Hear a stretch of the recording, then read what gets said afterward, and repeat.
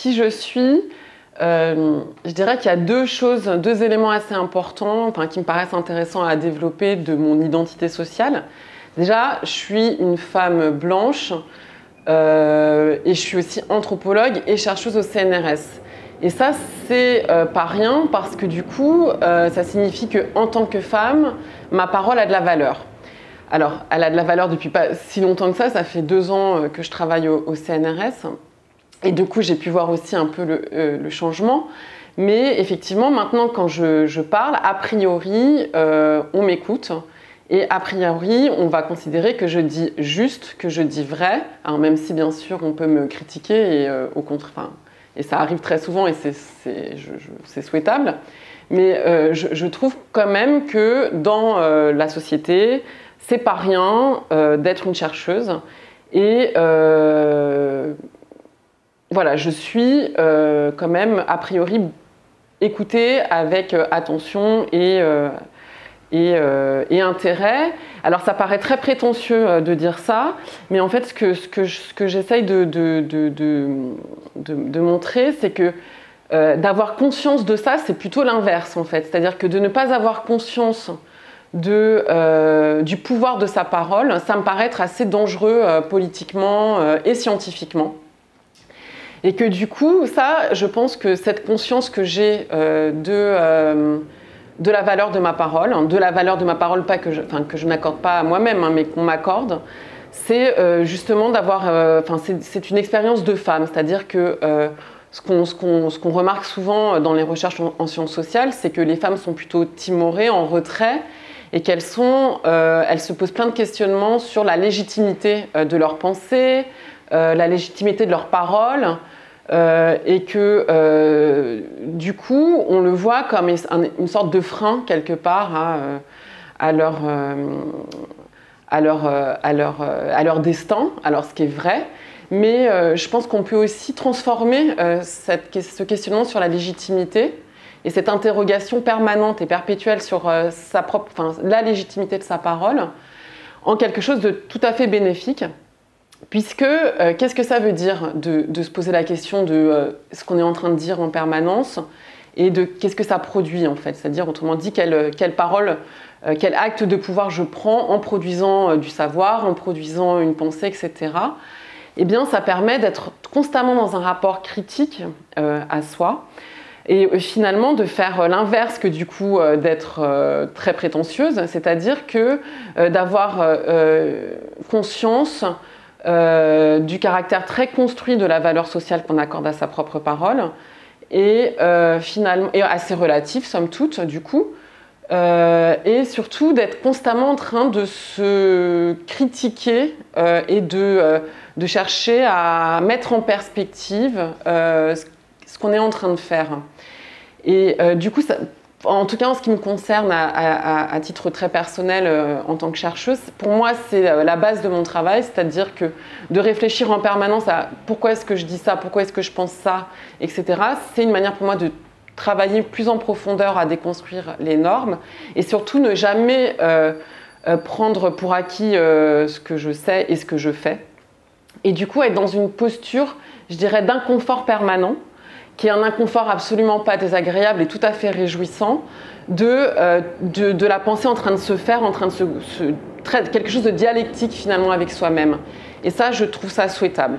Et ça, c'est effectivement mon expérience de femme chercheuse qui me le permet, je crois en particulier, mais qui expérimente, à mon avis, toutes les personnes qui vivent une position minoritaire à un moment donné, c'est-à-dire cette conscience du déplacement vis-à-vis de la norme, en fait. C'est ça, là, pour moi, le point de vue minoritaire.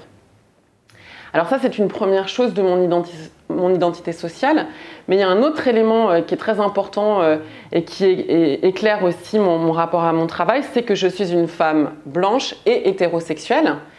Et je suis une femme blanche hétérosexuelle qui travaille sur des hommes, alors pas que blancs, mais des hommes hétérosexuels. Et ça, c'est important parce que ça pose un rapport à l'enquête, l'enquêtrice et les enquêtés, qui est tout à fait singulier dans les sciences sociales. Alors, je ne dis pas que je suis la seule à le faire, mais on reste très peu nombreuses encore aujourd'hui, bien qu'il y ait eu ces 10 dernières années des transformations assez radicales dans le champ des études sur les masculinités. J'ai vu que vous avez interviewé Réwyn Connell, et Réwyn Connell, c'est une des pionnières sur ces questions, et elle est australienne. Mais en France, ça a mis beaucoup de temps à arriver. Et quand il y a 10 ans, on a monté un séminaire qui s'appelait Approche critique des masculinités avec Florian Voros et Gianfranco Rebuccini, qui sont 2 collègues à moi, eh bien, il n'y avait rien à l'EHESS, ou très peu de choses sur les masculinités.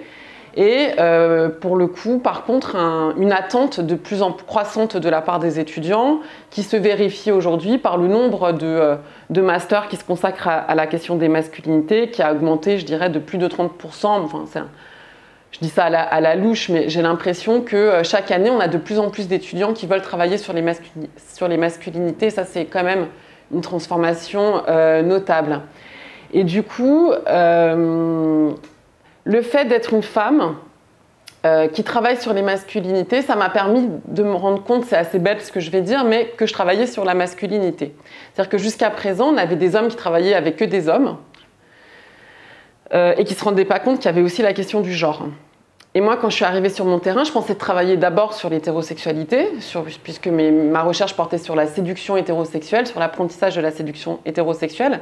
Et très rapidement, moi, je travaillais sur le coaching en fait en séduction, et je me suis rendu compte qu'il y avait que des hommes sur mon terrain. Et du coup, je l'ai vu ça. C'est-à-dire que être une femme sur un terrain où il n'y a que des hommes, vous vous rendez compte qu'il n'y a que des hommes du coup. Et là, le sujet de la masculinité est apparu.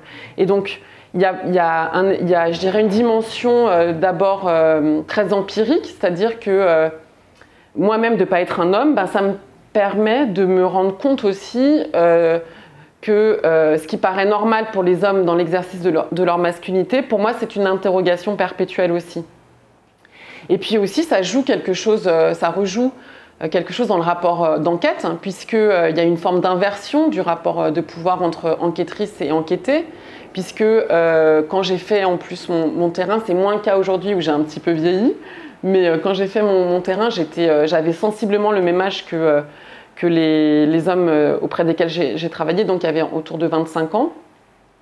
Et pour le coup, il y avait quand même un rapport assez dominant-dominé, où moi j'étais plutôt dominée sur mon terrain d'enquête. Et ça, c'est pas nécessairement une position qu'on trouve dans les recherches en sciences sociales, qu'il s'agisse de blancs qui vont travailler sur les minoritaires, ou donc d'hommes. Alors les hommes travaillent très peu sur les femmes, le féminisme et les études de genre, ça reste un sujet quand même majoritairement féminin, travaillé par les femmes. Mais voilà, c'est une position finalement qui n'est pas si classique que ça et qui était vraiment réjouissante puisque c'était un champ à défricher, quoi. Et ça, c'était quand même pour moi, une source quand même d'enthousiasme scientifique très nette.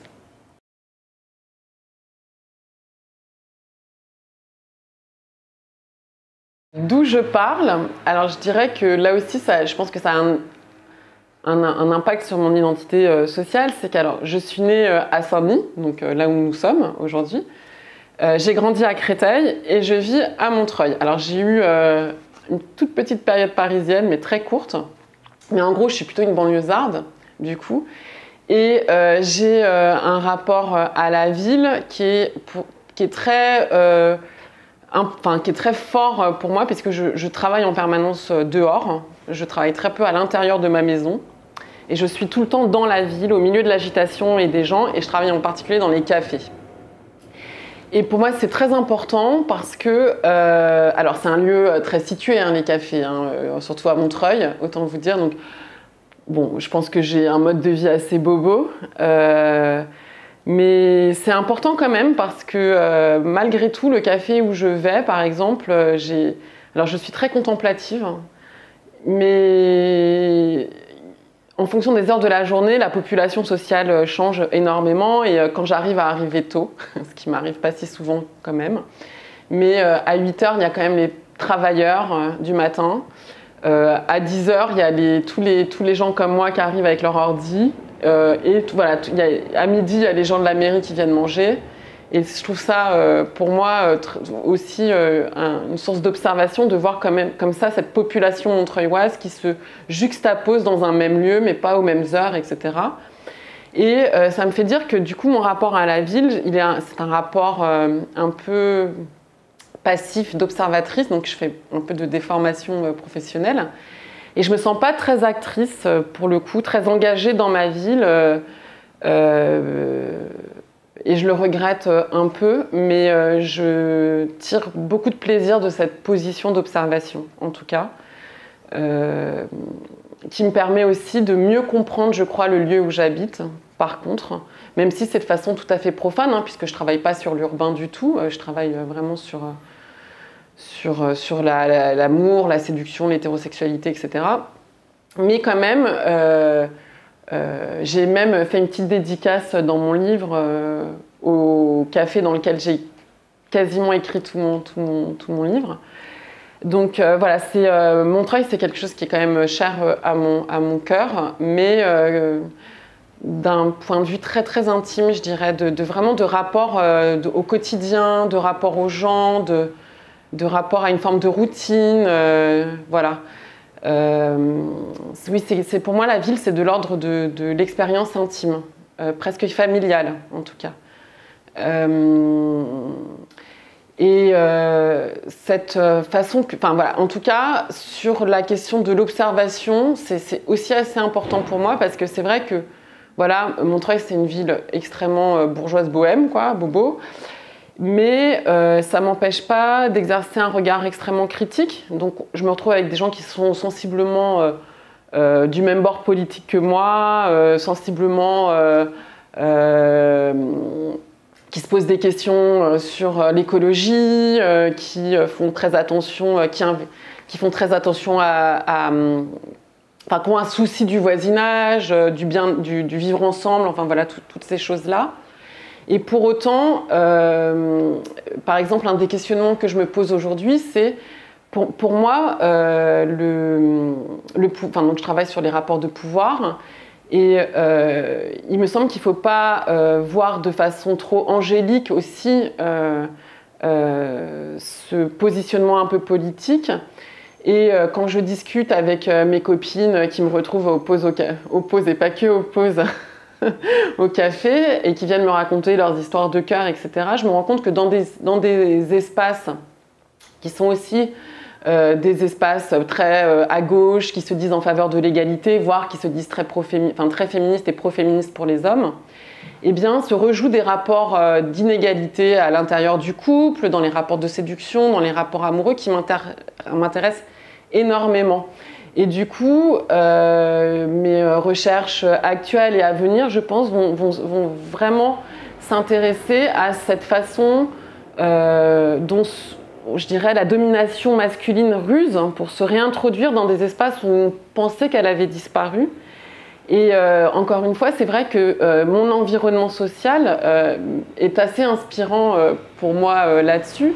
Donc il ne s'agit pas de dire qu'individuellement les gens sont responsables, mais qu'il y a quelque chose qui reste assez structurel dans les rapports de domination, et plus particulièrement, il me semble, dans les conceptions du rapport à l'amour et à la sexualité, ou des nouvelles manières de faire et de vivre sa sexualité. Alors on parle énormément du polyamour, par exemple, et les gens qui pratiquent le polyamour se considèrent comme étant à l'avant-garde des pratiques sexuelles. Et bien, pour autant, il me semble qu'ils se rejouent dans quand même des choses dans le polyamour qui relèvent d'une reproduction très, très, très nette et assez visible dans les discours que je recueille, d'inégalité entre les hommes et les femmes, d'attentes très différentielles et très différenciées. Voilà, ça c'est net pour la vie sexuelle et amoureuse. C'est net dans la répartition du couple. Enfin voilà, tout ça, je dirais que pour mes dernières recherches et mes derniers questionnements, cette espèce de banalité de mon quotidien montreuillois, et pas que montreuillois d'ailleurs, parce que bien sûr que ça dépasse complètement ce cadre-là, mais je dirais que la banalité de mon environnement social a été très inspirant pour moi, pour une critique des transformations, en tout cas de la domination masculine.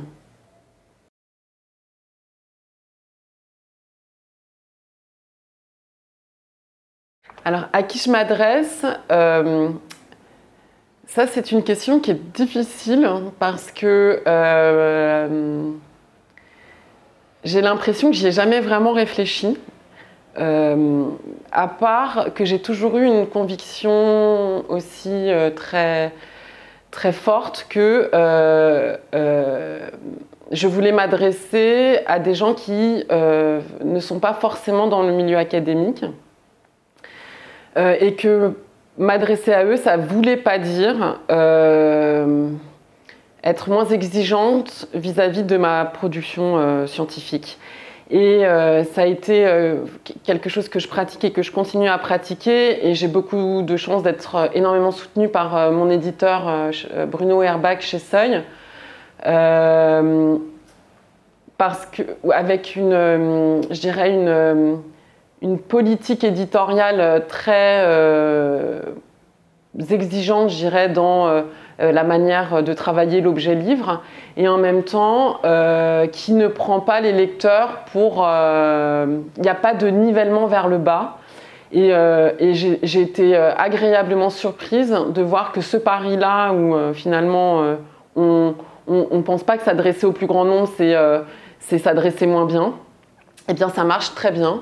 Et je me rends compte que les gens qui viennent me voir, qui s'intéressent à mon travail, viennent de plein d'environnements, plein de milieux très très différents, n'ont pas forcément une formation en sciences sociales, eh bien reçoivent très bien ce que je voulais dire et mon discours. Et ça, pour moi, c'est, je dirais, peut-être la chose la plus enthousiasmante que j'ai vécue dans mon expérience scientifique, c'est-à-dire la sensation de communicabilité. Et ça, quand on arrive à ça, bah, je crois que pour le coup, je pourrais presque mourir demain. Parce que c'est vraiment... on nous convainc tellement qu'en tant qu'intellectuel, personne ne nous comprend, que ça va intéresser personne, que personne ne va nous lire, qu'on finit par le croire. Et quand on se rend compte que non seulement c'est pas vrai, mais qu'en plus ça fait plaisir aux gens et qu'il y a des gens qui tirent du plaisir à nous lire. Alors là, c'est un truc, moi, que j'avais même pas imaginé une seule seconde, et qui nous encourage, vraiment. C'est-à-dire qu'on se dit, bah, on fait pas ça pour rien, quoi. Enfin, on n'est pas tout seul à écrire comme ça, parce que c'est quand même un travail très laborieux, hein, l'écriture. Eh bien, on est lu, on est écouté. Et l'autre surprise que j'ai eue aussi grâce à l'objet livre, hein, c'est vrai que j'ai eu la chance aussi de publier dans une maison d'édition grand public qui m'a permis de sortir du cadre uniquement académique. Et du coup, j'ai eu aussi un intérêt de la part des journalistes. Et ça me paraît très important parce que pour le coup, ça me paraît être significatif d'une époque. C'est-à-dire que quand j'ai sorti mon livre, j'ai eu des journalistes femmes qui m'ont contactée et qui m'ont dit que ça faisait des années qu'elles essayaient de traiter, qu'elles voulaient traiter le sujet des masculinités, mais qu'elles n'avaient pas d'actualité tellement, mince, j'ai perdu le mot, éditoriale, en fait, pour pouvoir elles-mêmes proposer les sujets. Et que mon livre leur avait permis enfin de pouvoir dire ce qu'elles avaient envie de dire. Et quand elles se sont mises à le dire, elles l'ont fait, je trouve, de façon extrêmement pertinente, extrêmement féministe, etc. Et que ce à quoi on assiste aujourd'hui, avec MeToo, avec, je trouve, beaucoup d'actualités journalistiques autour des questions de genre. Et je pense qu'en tant qu'universitaires, on leur doit énormément à toutes ces femmes journalistes qui se sont engagées. Je pense par exemple au Journalop, qui est une association de femmes journalistes féministes extrêmement actives et qui font des choses formidables. Eh bien, on doit un regain du féminisme aujourd'hui que je vois vraiment, là, ces 4 dernières années, un sursaut nouveau, très réjouissant vraiment du féminisme. Et là, encore une fois, ça aussi, c'est montrer que quand il y a de la qualité de contenu, quand on apporte des données, eh bien les gens sont preneurs, sont demandeurs, etc. Donc, à qui je m'adresse, je dirais a priori aux gens qui me lisent, mais ceux qui me lisent, eh bien, je ne les connais jamais et je suis toujours surprise de les découvrir. J'aimerais pouvoir m'adresser aussi à des gens qui ne sont pas forcément a priori convaincus par les recherches féministes et sur le genre. Mais il y a encore 2 jours, j'ai reçu, je reçu régulièrement et je reçois encore régulièrement des mails ou des lettres d'hommes qui m'agressent en fait en considérant que mes idées sont dangereuses, que je ne suis pas un homme et que j'y comprends rien, enfin des choses assez brutales.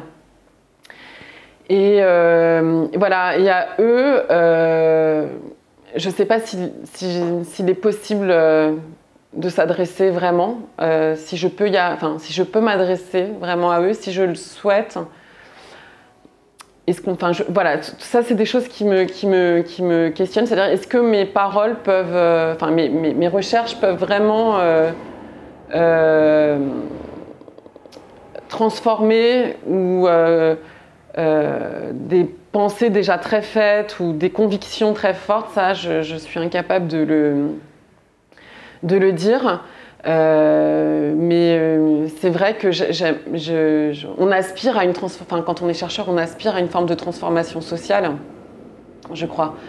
Surtout quand on est chercheur qui, comme moi et mes collègues qui travaillons sur le genre et la sexualité, travaillons énormément sur la norme, sur la déconstruction des normes, avec une approche critique sur les hiérarchies, sur les positions légitimes, illégitimes dans le monde social, etc.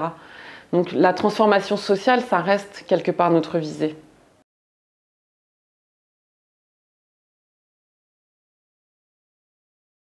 Alors sur mes modalités d'engagement, je vais faire une réponse qui paraît très consensuelle, mais qui ne l'est pas du tout pour moi. C'est-à-dire que réellement, je pense que je suis engagée dans la recherche et je pense que c'est ma manière à moi d'agir, hein.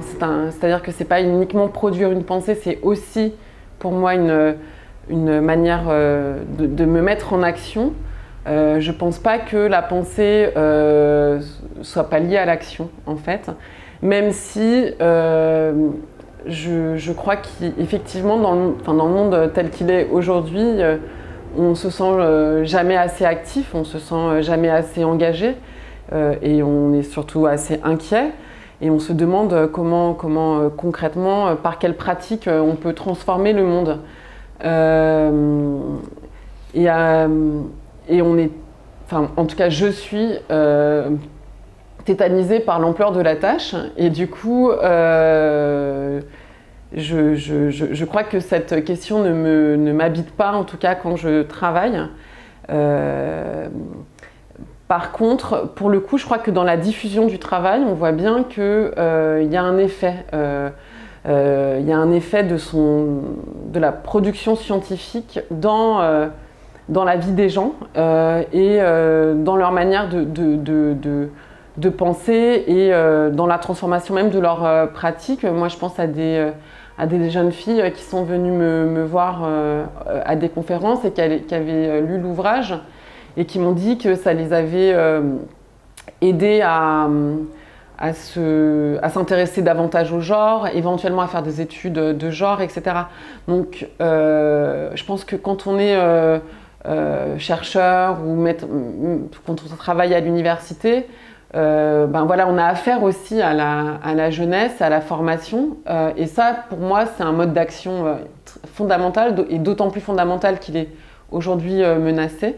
L'université française va très très mal. Et voilà, donc mon engagement, il est, je pense, dans la transmission du savoir, largement, par mes livres, mais par aussi l'encadrement de mes étudiantes.